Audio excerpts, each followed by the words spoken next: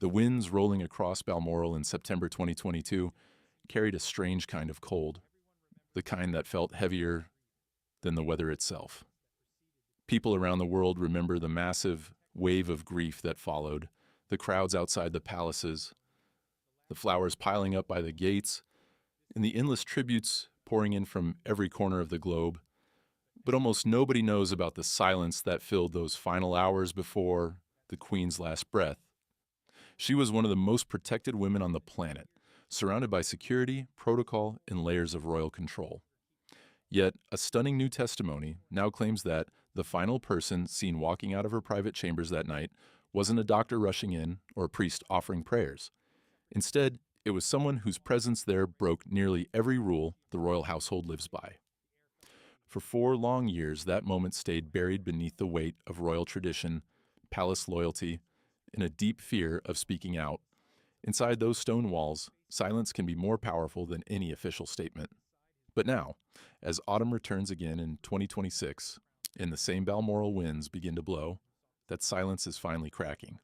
A former royal servant has stepped forward with a story he says he can't keep locked away anymore. The man spent over 10 years working quietly behind palace doors, watching the monarchy from the shadows where the public eye never reaches. And according to him, just 24 hours before the entire world stopped in shock, he saw Queen Camilla walking into the monarch's private room completely alone. No guards at her side, no royal staff trailing behind her, just a stiff walk down the corridor and a gray wool coat wrapped tight around her shoulders. The servant says the atmosphere changed the moment she stepped inside. 30 minutes later, when she walked back out, something in the air felt different, almost electric with tension. Nobody heard shouting, nobody saw a scene, but the mood hanging in that hallway was thick with something unspoken. Was it simply a quiet final goodbye between 2 women tied together by decades of complicated history, or was it a tense confrontation that shifted the direction of the crown itself? Meanwhile, inside his office, King Charles now faces a question that could shake the entire institution he leads. Is the woman standing beside him truly his strongest ally through all the chaos of royal life? Or does she carry a hidden truth powerful enough to crack the monarchy from the inside? The man behind this story, Harold Jenkins, was never the type chasing headlines or attention from the press. For more than a decade, he worked quietly inside the royal machine, drifting through the grand halls and private corridors like a ghost. People like him are the invisible gears that keep the monarchy running, loyal, discreet, and easy to overlook. But the memory Jenkins carried was anything but small. It stuck in his mind like a sharp fragment that refused to fade, cutting deeper every year since that strange week in September 2022.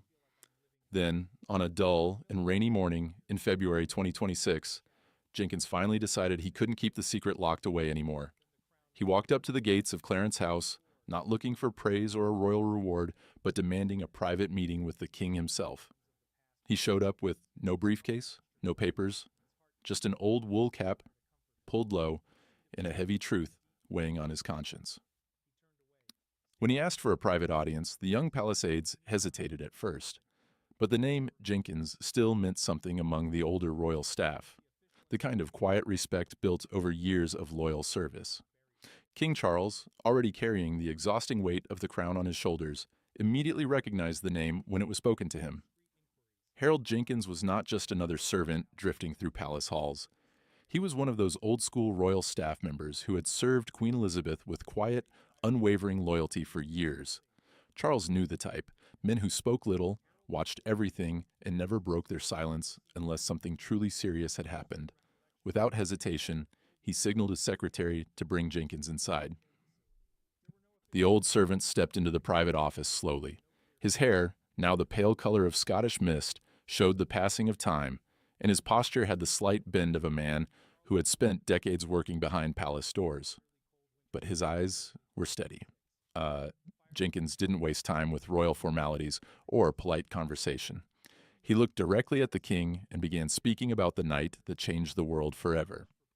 Jenkins explained that he had been stationed on the second-floor corridor at Balmoral that night, working the late shift like he had done countless times before. The castle was unusually quiet, the kind of silence that makes old stone walls feel like they're holding their breath. It was just before 10 p.m. when something unexpected happened, Out of the dim hallway lighting, he saw a figure approaching. It was Camilla. She moved through the corridor, wearing a distinctive light gray wool coat, walking alone without the usual royal entourage that normally surrounded her. No bodyguards, no secretaries, no assistants hovering nearby. Jenkins said that alone made the moment strange. He watched quietly as she reached the door to the Queen's private chambers. There was no announcement from staff, no polite knock echoing down the hallway. She simply opened the door and slipped inside. Then the waiting began. Jenkins told the king that he stayed at his post the entire time, watching that closed door while the minutes dragged by. 30 minutes passed, but to him, it felt much longer. The castle remained silent, the hallway still, and the tension hanging in the air seemed almost unnatural. Finally, the door opened again with a faint creak. But the woman who walked out looked nothing like the calm, smiling figure the public knew. According to Jenkins, Camilla's expression had completely changed. The gentle smile she usually carried during public appearances had vanished. Her face looked tight, controlled, almost frozen with tension. Her eyes moved quickly down the corridor as if she wanted to leave that place as fast as possible. Her lips were pressed into a thin, hard line, and her hands were clenched so tightly that her knuckles had turned white. She walked straight past Jenkins without even acknowledging him, but the atmosphere she left behind felt thick with something unspoken, like the aftershock of a heated private argument. For years, Jenkins said nothing. He admitted to the king that fear had kept him silent. Fear of damaging the royal family he had spent his life serving, fear of creating a scandal that could tear the institution apart. But as the years passed, that silence began to feel like a betrayal, especially to the memory of the queen he had served so faithfully. Charles listened without interrupting. The room fell into a heavy, crushing silence as the king realized what Jenkins' story might mean. The foundations of his personal life suddenly felt less certain than they had ever been. That evening, inside Windsor Castle, the atmosphere felt strange, almost suffocating, like the air before a violent Scottish storm rolls in. After the meeting ended, Charles spent hours sitting alone with the servants' words echoing through his mind, like the slow toll of a funeral bell. He tried to focus on state documents and official papers, the everyday duties of a king, but the image kept returning again and again. A light gray wool coat, clenched white knuckles, a tense face leaving a private chamber. He knew one thing for certain. He could not let another day pass without confronting the woman who was only a few rooms away. Later that night, when Camilla finally walked into their private sitting room, she looked perfectly composed, just as she always did.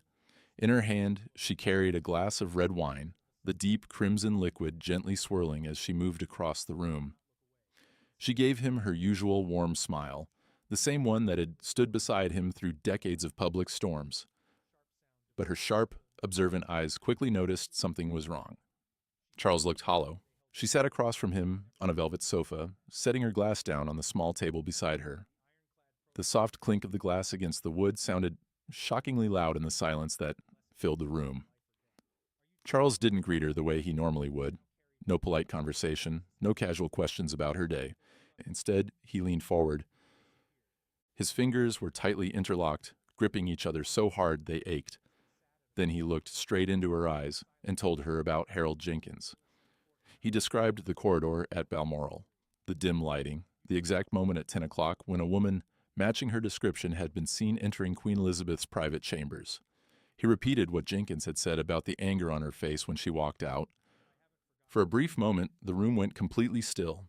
Even the ticking of the old grandfather clock in the corner sounded loud, like metal striking against metal.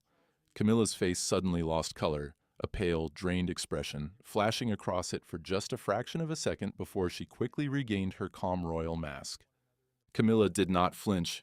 She didn't look away, didn't shift in her seat, didn't even blink the way most people would when faced with a question that heavy.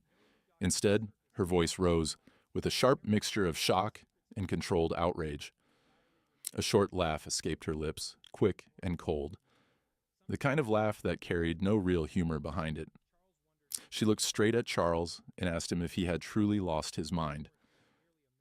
Then she swore, firmly and clearly, on everything the two of them held sacred, that she had never stepped inside the Queen's private chambers that night. She reminded him of the royal rules that had governed palace life for generations. Once the queen had retired for the evening, nobody disturbed her unless the situation was a true emergency, something life-threatening. Those protocols were ironclad, written deep into the routines of the royal household. Camilla leaned forward slightly and asked him one cutting question. Are you truly going to believe the wandering mind of a retired servant over the word of your wife? Her voice trembled, carrying what sounded like genuine hurt mixed with disbelief. She didn't wait around for Charles to respond. Within an hour, her entire team of private secretaries and assistants had moved into action with almost frightening speed. Documents were gathered, schedules reviewed, witness statements collected. Soon, they placed a thick dossier in front of the king, a detailed report breaking down Camilla's movements, minute by minute, on that exact evening. The file included internal palace logs and statements from 3 separate witnesses, 2 secretaries, and a senior bodyguard. All of them insisted she had been in the main hall area discussing the next day's royal schedule well past 10 p.m. The evidence looked clean, organized, and perfectly logical. Every page was neatly documented, every timeline supported by loyal staff members who had signed their names beneath their statements. As Charles read through the report, a wave of relief washed over him at first. Maybe Jenkins had simply grown old. Maybe the quiet shadows of Balmoral had played tricks on a man who had spent far too many years guarding empty corridors late at night. But later, when the castle had fallen silent and Charles sat alone reading the dossier again, a colder thought crept into his mind. As he slowly turned the pages one more time, something small caught his attention. It was easy to miss at first glance. Between 9:30 and 9:45 that night, there was no precise record of Camilla's location. Instead, a vague line appeared in the report saying she had briefly stepped away to retrieve documents, 15 minutes. It was a small window of time, but inside a place like Balmoral, 15 minutes could be enough for someone who knew the castle's shortcuts to move quietly through its endless corridors. The defense suddenly felt almost too perfect, too carefully prepared, as if someone had been expecting the question long before it was asked. Charles stared at the witness signatures printed neatly across the pages, wondering if he was looking at the truth or a masterpiece of royal damage control.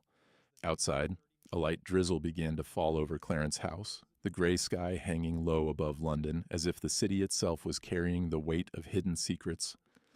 Charles stood near the window, watching the mist settle over the skyline while his mind remained trapped inside the maze of doubt Harold Jenkins had created. He tried to convince himself that the dossier was the final answer, a logical fortress strong enough to shut down any rumor. But logic can feel fragile when a son's instincts refuse to stay quiet. Just as he turned back toward his desk, his private secretary quietly entered the room carrying a small parcel. The package looked plain and almost forgettable. It had no royal seal, no official markings, and no return address. According to the staff, it had been delivered earlier by a courier who disappeared into London traffic, before anyone could even ask his name. Security teams carefully scanned the parcel for threats and found nothing dangerous inside. Just paper and leather. Once they cleared it, the box was placed in the king's hands. Charles sat alone in his office, the door locked shut, the room silent except for the soft ticking of a clock. Slowly, with slightly trembling fingers, he tore open the brown wrapping. Inside was an old leather-bound notebook, worn at the edges, and smelling faintly of cedar and dust. It looked like something that had been handled many times over the years. When he opened it to the first page, he froze. Written clearly across the paper in slightly slanted handwriting were the words, "Notes taken from the dictation of Her Majesty Queen Elizabeth II. Her final days at Balmoral, September 2022. The blood drained from Charles's face instantly. He recognized the transcription style immediately. Charles knew that handwriting style. Immediately. It was the unmistakable format used by the Queen's most trusted personal pages, the aides who had spent decades carefully recording her thoughts whenever she was too tired to hold a pen herself. For years, that quiet system had preserved the private reflections of the longest reigning monarch in British history. Seeing that same style again sent a cold ripple through Charles's chest. Tucked carefully inside the leather cover was a small, unsigned note. The message was brief but heavy with meaning. The writer explained that they could no longer live with the burden of keeping these secrets locked away. According to the note, the truth did not belong to palace institutions, committees, or royal traditions. It belonged to the son of the woman whose words were written in that notebook. The writer also claimed that during the final 48 hours of her life, Queen Elizabeth had suddenly gained a sharp, desperate clarity. She had realized that time was running out and felt an urgent need to settle certain questions about the future of the monarchy before her strength disappeared completely. Charles slowly began turning the pages. At first, the entries were calm and ordinary. They mentioned the weather drifting across the Scottish Highlands and small updates about the health of her beloved corgis. The tone felt peaceful, almost routine, like the quiet reflections of a woman who had spent 70 years on the throne. But as Charles read deeper into the notebook, the atmosphere inside the writing began to shift. The entries grew sharper. The Queen's thoughts turned more and more toward the approaching transition of power. She wrote about the stability of the crown and the delicate balance that had to be maintained during the next reign. Then Charles reached a passage that made his heart stop for a moment. The entry was dated September 6th. It read, "I have no intention of granting Camilla any additional special role or privilege in the future arrangements of the royal family. She already has a fitting position beside Charles, and that is sufficient. The monarchy needs stability, not major changes or controversial new titles. I have decided this clearly, and it must be respected." Charles read those lines once, then again, and again. 5 times he studied the same words while his breathing grew uneven. The statement clashed directly with the public story that had spread after the Queen's funeral, a narrative suggesting she had fully supported expanding Camilla's future role. But these words painted a very different picture.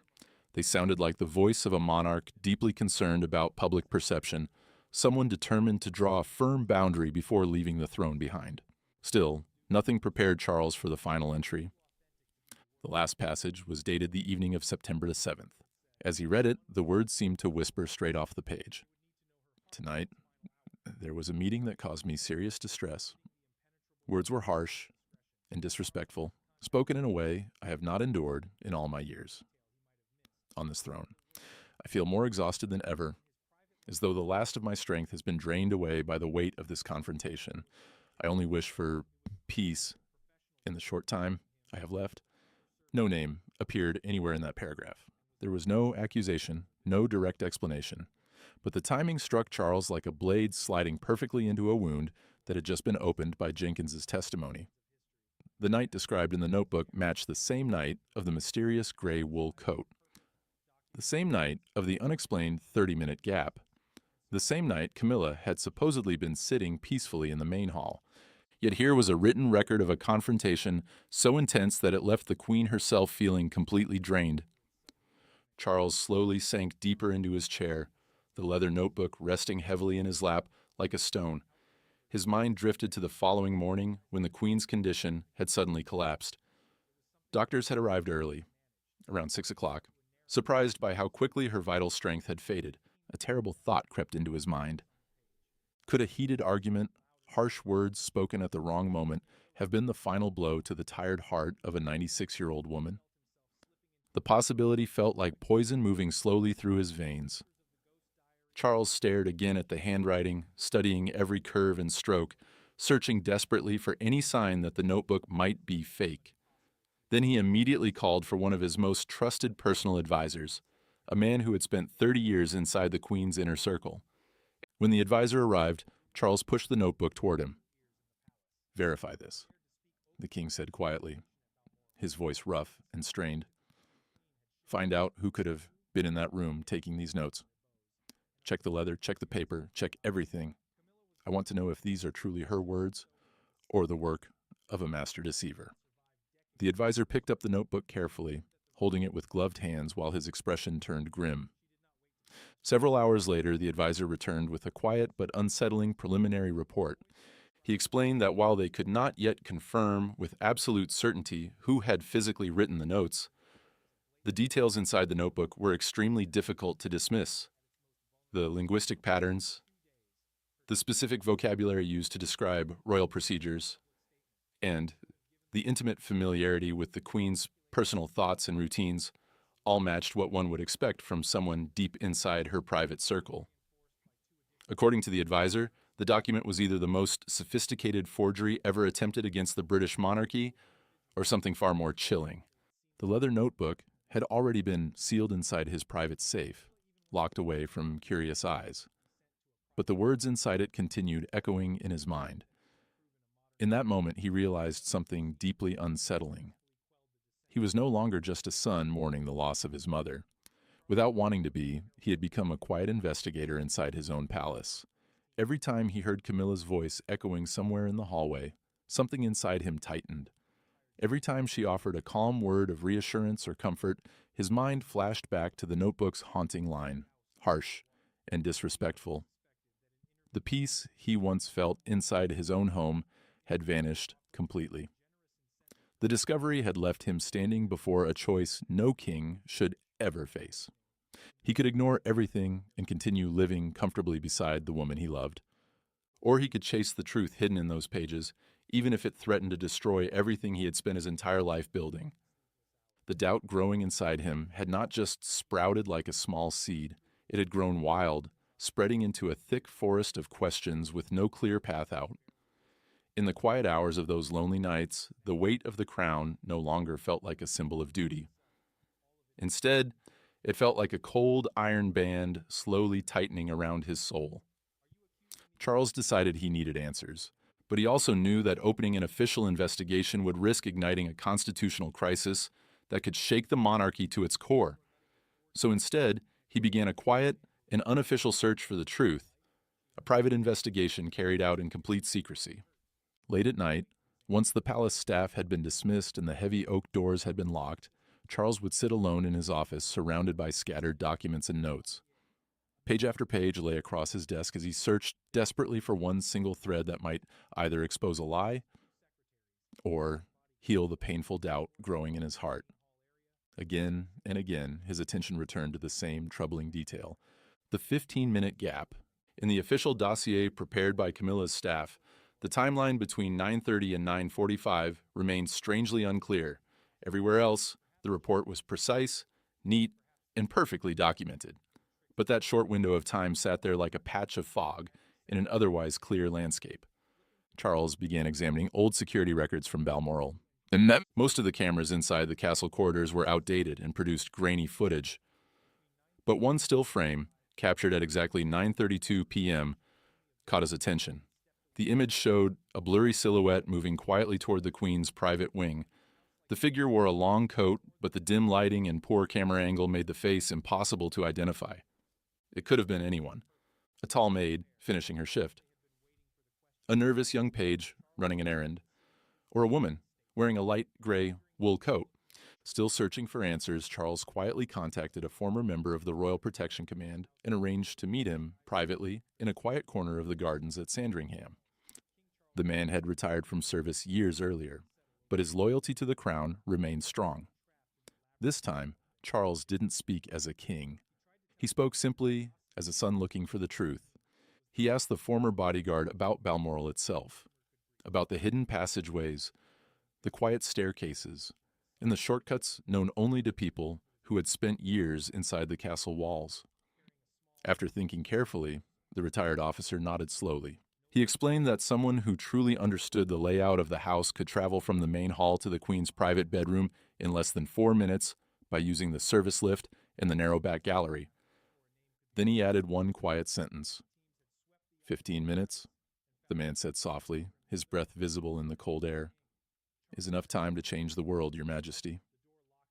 Charles returned once more to the leather-bound notebook. Under strict secrecy, he had already contacted 2 world-renowned experts in handwriting and document analysis, both bound by powerful non-disclosure agreements. Now he waited for their conclusions, knowing that whatever they discovered could either bury this mystery forever or blow open a truth the royal family might never recover from. The expert reports lay on Charles's desk, but instead of clarity, they brought only frustration. The first specialist explained that it was technically possible for someone to imitate the Queen's writing style. If a person had spent years studying her phrasing, her formal language, and the rhythm of the way she dictated her thoughts, they might be able to reproduce something that looked convincing, In theory, the report said, a careful imitator could construct a believable version of the Queen's voice on paper. But the second expert sounded far less comfortable with that explanation. He pointed out something deeper inside the writing, something harder to fake. The emotional rhythm of the passages felt genuine. The way the tone shifted from formal royal duty to quiet personal exhaustion carried a rawness that would be extremely difficult for a stranger to invent. According to him, copying handwriting was one thing, but copying the emotional pulse of a monarch in her final days was something entirely different. To write something like this, the expert reportedly said, a person would not only need to know her handwriting, they would need to know her heart. Despite those troubling observations, the investigation quickly began to stall. Every path Charles tried to follow seemed to run directly into the silent walls of royal discretion. Palace systems were built to protect the institution above everything else, and those walls were thick. Still searching for answers, Charles tried to contact Harold Jenkins once more. He hoped the old servant might remember one small detail he had overlooked. A single sentence, a passing remark, anything that could anchor the story more firmly. But when the king's private line reached Jenkins's residence, the voice on the other end was not the old man's. Instead, a cold, professional voice answered the phone. The caller calmly explained that Harold Jenkins had recently been transferred to a private care facility and was no longer accepting any calls or visitors. The explanation came quickly, almost rehearsed, and before Charles could ask another question, the line went dead. The silence that followed felt unsettling. Charles sat there, staring at the disconnected phone, a chilling realization slowly forming in his mind. Someone was closing doors. Someone was quietly tying up loose ends before the story could grow any larger. Back at his desk, he looked again at the timeline he had drawn across several pages. On one side of the equation stood a perfectly documented defense, signed by 3 loyal witnesses and supported by an organized team of palace staff. Everything about that version looked clean, structured, and official. On the other side, there was almost nothing solid, just shadows, an unverified diary, a blurry figure caught on a grainy camera frame, and the testimony of an elderly servant who had suddenly vanished beyond reach. For the first time, Charles felt a strange sense of helplessness. He was the king of the United Kingdom, yet somehow the truth seemed to be slipping through his fingers inside his own household. Slowly, he realized something unsettling. The truth was not simply hidden somewhere, waiting to be discovered. It was being carefully managed, shaped quietly into a version of events that protected the stability of the crown. The mysterious 15-minute gap remained blank, a silent space on the timeline that seemed to speak louder than any confession ever could. The more Charles searched for answers, the more it felt like he was chasing something that didn't want to be found. Each new clue pulled him deeper into uncertainty, into a darkness that seemed impossible to escape. Meanwhile, the whispers began spreading. At first, the rumors stayed small, circulating quietly among the older bodyguards and retired palace secretaries who still met for tea in quiet corners of London. But gossip, inside royal circles, travels faster than most people realize. Soon, the murmurs reached the palace itself. Nobody openly spoke about a confrontation at Balmoral, but the atmosphere inside the royal household had changed. Staff members bowed with the same formal respect as always, yet something subtle had shifted in their eyes. There was caution now, and curiosity. Camilla noticed the change immediately, and she reacted fast. When word reached her that quiet rumors were beginning to circulate among palace staff, she wasted no time. Instead of waiting for someone to confront her, she called a closed-door meeting with her closest circle of advisors. Those who were present later described the moment carefully. Her voice remained calm, but it was sharp as a blade, leaving absolutely no room for confusion. Camilla moved quickly to shut the story down. During the closed-door meeting with her advisors, she made her position absolutely clear. According to those present, she declared that the mysterious notebook was nothing more than a blatant forgery, a cruel attempt to sabotage the new reign at its most fragile moment. In her view, whoever created the document was trying to shake the stability of the crown, just as Charles had begun settling into his role as king. Within 2 days, her team moved with surgical precision. They organized a tightly controlled internal briefing inside the palace. This wasn't meant for the public eye. A public statement would only feed the rumors spreading through royal circles. Instead, the briefing was designed for the palace elite, the senior aides, longtime staff members, and key figures who kept the royal machine running behind the scenes. During the session, her team presented a revised timeline of the events from that night at Balmoral. The new version looked even stronger than before. 2 additional witnesses had been added to the official account: a nurse responsible for attending to the Queen's comfort that evening, and a logistics staff member who had been coordinating household movements throughout the castle. Both individuals gave sworn statements saying they had seen the Queen consort in the main hall area throughout the entire night. Camilla pushed the defense even further. She reportedly insisted that the leather notebook itself be handed over to a private forensic firm for chemical testing. Her advisors said she was confident the analysis would expose the document as a modern fabrication. If the ink, paper, or binding showed signs of recent production, the entire controversy could collapse overnight. For a moment, it seemed like the storm might finally settle. But then, the investigation hit a chilling wall. When Charles attempted to contact Harold Jenkins again, hoping to convince the old servant to speak directly with Camilla's team, he discovered something disturbing. The phone number he had used before no longer worked. It had been changed. Even more troubling, the agency responsible for managing retired palace staff claimed they had no updated information about Jenkins's location. The answer felt too clean.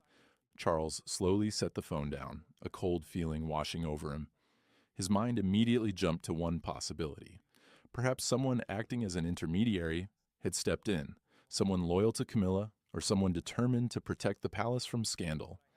Maybe the old servant had been offered a generous incentive to disappear quietly, or perhaps a warning strong enough to frighten a man of his age. That evening, inside Windsor Castle, the tension between Charles and Camilla finally snapped. The silence inside their private bedroom felt suffocating, heavy with weeks of suspicion and sleepless nights. Charles spoke slowly, his voice worn down by exhaustion.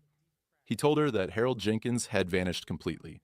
He told her it felt as if every piece of truth he tried to reach was being erased before he could touch it. Then he asked the question that had been tormenting him. "If you are innocent," he said quietly, "why does every thread I pull suddenly snap? The diary, the time gap, and now the man himself. All of it is being buried." Camilla turned toward him sharply. Her eyes were red, a mixture of anger and wounded disbelief flashing across her face. "Are you accusing me of kidnapping a servant now?" she demanded, her voice cracking with emotion. "I did nothing. I don't even know where that man lives. Charles, you are becoming paranoid. You are letting a forged book and a confused old man drive a wedge between us, exactly as whoever created this intended." She stepped closer to him and reached out gently for his arm. But something changed.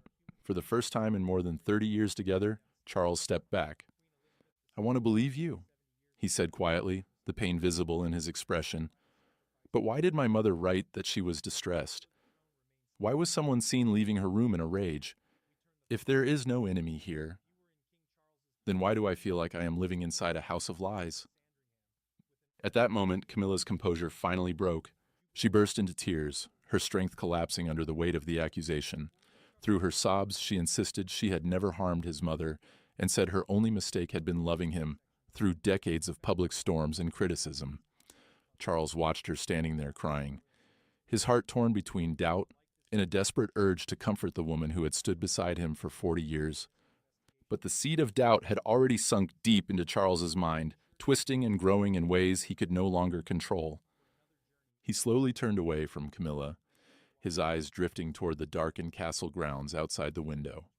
The night air pressed against the glass, cold and silent, matching the storm inside his thoughts. After a long pause, he finally spoke, his voice quiet and tired. "I need time." Those 3 words hung heavily in the room. The remaining pieces of evidence were already fading into the fog of history, and even though the quiet investigation had reached a dead end, something else had been buried along with it, part of their marriage. The trust that once held them together now felt cracked, fragile, and impossible to repair.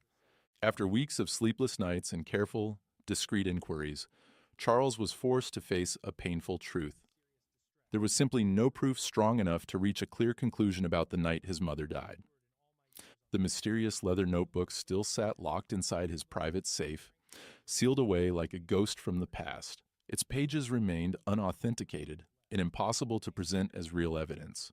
Harold Jenkins's testimony, sincere as it sounded, remained only the memory of a single man, an elderly servant who had now disappeared into the quiet isolation of a private care facility. There were no official records confirming the story, no second witnesses willing to speak, no clear security footage revealing what truly happened.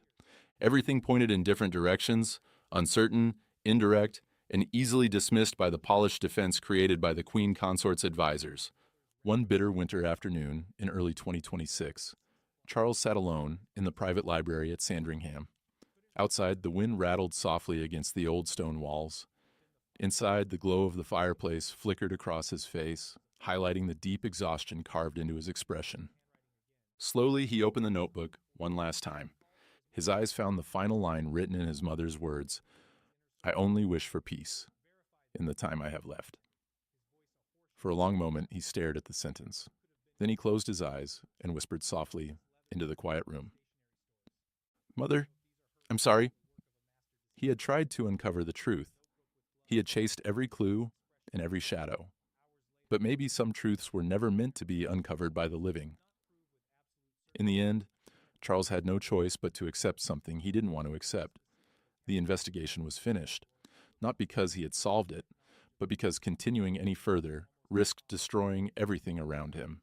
His marriage, his family, and the fragile public image of the monarchy all stood on the edge of that truth. Camilla remained calm and regal in public appearances, but behind closed doors something had changed between them. Their conversations had grown shorter, their brief embraces felt distant and mechanical. A quiet fog of suspicion now drifted through their relationship, unspoken, but impossible to ignore. And deep inside, Charles knew something painful. He no longer trusted her completely. The doubt never truly disappeared. It simply slipped back into the shadows, quiet and patient, waiting for the right moment to rise again. One evening, during a small private dinner inside the palace, the silence between them grew almost unbearable. The soft clinking of silverware was the only sound in the room until Camilla finally set her fork down and looked directly at him. Her eyes looked tired, complicated, almost wounded. "Charles, you no longer trust me, do you?" she asked quietly. "We cannot live forever with the ghost of the past." He didn't answer right away. Charles looked at her for a long time, as if searching her face for something he could no longer clearly see. Finally, he spoke in a calm but distant voice. "I've stopped digging, Camilla," he said slowly, "but I haven't forgotten, and if one day the absolute truth comes out, I truly hope you are innocent." After that, neither of them spoke again. Dinner ended in a heavy silence that lingered long after the plates had been cleared. In that moment, Charles understood something painful. Their relationship had changed forever. On the outside, they continued to appear as the perfect royal couple, smiling politely for cameras, attending ceremonies, and supporting each other at state events. But inside the palace walls, something had cracked. A small but deep fracture now lived quietly beneath the surface of their marriage, a void that neither titles nor traditions could repair. In the weeks that followed, no new documents appeared. No forgotten witness came forward. Harold Jenkins carried whatever truth he knew into the silence of retirement, and the mysterious diary remained locked away. Never confirmed, never fully disproven. Sometimes, during the quietest moments of the night, Charles found himself wondering. Had his mother truly endured one final harsh confrontation during her last hours? Or had he simply been trying to piece together scattered fragments of grief into a story that was never real? The mystery of Balmoral remained buried beneath time, duty, and the quiet machinery of royal power. History is often written by those who survive, but inside the corridors of monarchy, history is often managed by those who control the silence. The events of that night, in September 2022, may never be fully understood, not by the public, and perhaps not even by the king himself. Charles may wear a crown of gold, but the weight inside his heart feels far heavier. The story of the light gray wool coat and the leather-bound notebook has now become part of the quiet folklore surrounding the House of Windsor. a haunting reminder that behind royal jewels and ancient titles are human beings capable of deep loyalty and painful doubt. Queen Elizabeth II gave 70 years of her life to serving the crown, and in the end, perhaps her final sacrifice was allowing certain truths to remain buried so the monarchy itself could survive. But now the question is yours. If you were sitting in King Charles's place, alone in that cold library at Sandringham with that mysterious diary in your hands, who would you believe? Would you trust the desperate words of a dying mother and the testimony of a loyal servant? Or would you stand beside the wife who had remained by your side through 40 years of storms and scandals? Drop your thoughts down in the comments and tell us what you think.